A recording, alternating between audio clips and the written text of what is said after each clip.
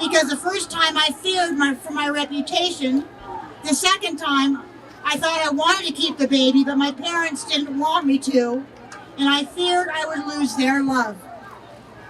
Plus, both times the doctors assured me it was a simple procedure and a quick fix.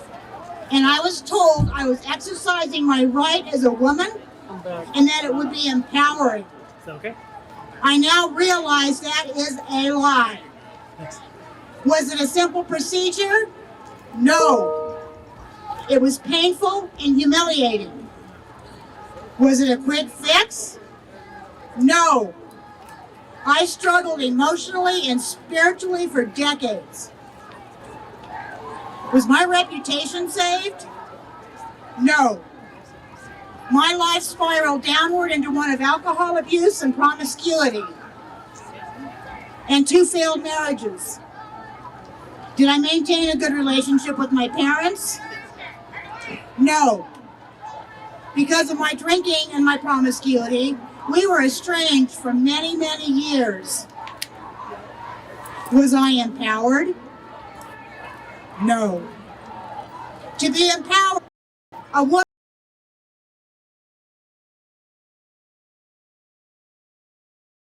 needs to be comfortable in her own skin. She needs to be confident, and she needs to be at peace. After my abortions, empowerment slipped away, leaving nothing but a gaping wound in my soul, backfilled with pain, self-hatred, guilt, shame, and remorse. So much so that at the age of 30, I convinced a doctor to give me a tubal ligation because I didn't deserve to be a mother. The suffering didn't end there.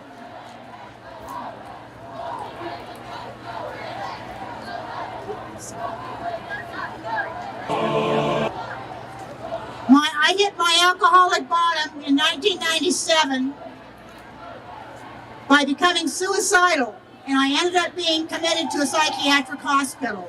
When the psychiatrist asked me why I wanted to die, I told him I was already dead inside. I just wanted to finish the job. Through treatment, I was able to get sober and get my depression under control, but there was a dark cloud still hovering. That cloud was only lifted after I found out and attended a healing program specifically designed for women who had been victimized by abortion.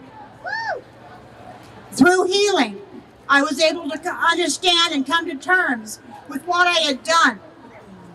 I was able to understand the psychological and spiritual consequences of my abortions. I was able to grieve the loss of my precious babies, Matthew and Sarah. I was able to accept the love and forgiveness of God. And I was given the ability to finally love and forgive myself. Abortion is not a quick fix. It does not save reputations or relationships. In fact, it does the opposite. And abortion being empowering, think again. Do you know what true empowerment is? Speaking the truth and being silent no more. I am Deborah Tilden from Oregon.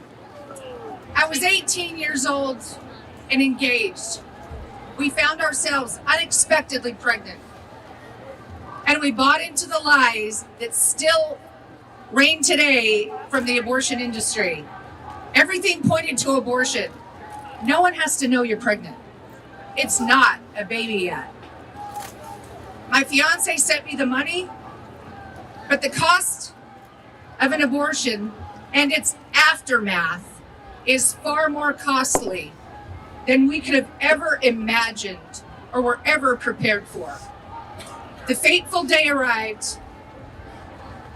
I walked through the front doors of that abortion clinic as a woman with child, and I exited out the back door, leaving our first child behind, never to be the same. It's such a lie that the abortion clinic tells you. The decision is between a woman and her doctor. The only time I saw a doctor was when he performed the vacuum aspiration procedure of our child's life from mine. The evening after that abortion, I talked to my fiance on the phone. He asked me how I was, and I really didn't have much to say. I was numb.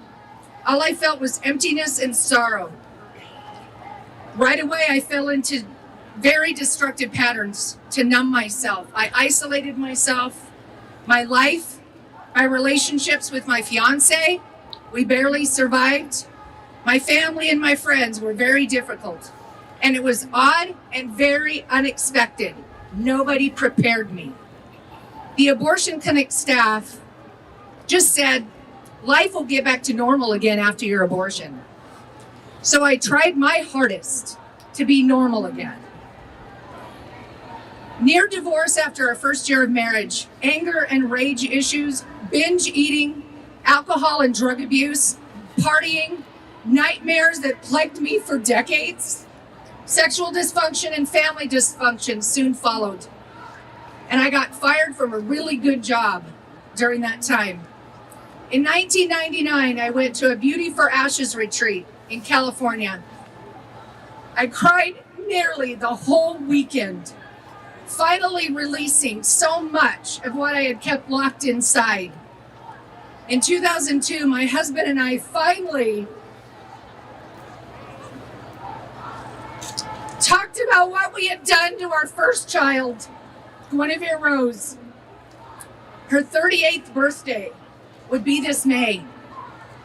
She's forever in my heart. Abortion fractures relationships. Abortion fractures lives, marriages, and families. Thankfully, piece by broken piece, my husband and I have watched God put the pieces back together by accepting his unconditional love and grace and the love and support of so many people, including Silent No More, allowing me to speak the truth. I will not be silent about abortion's impact. I share my story in the hope of those who suffer in silence from the grief and loss of an abortion can find healing. Healing and wholeness is possible.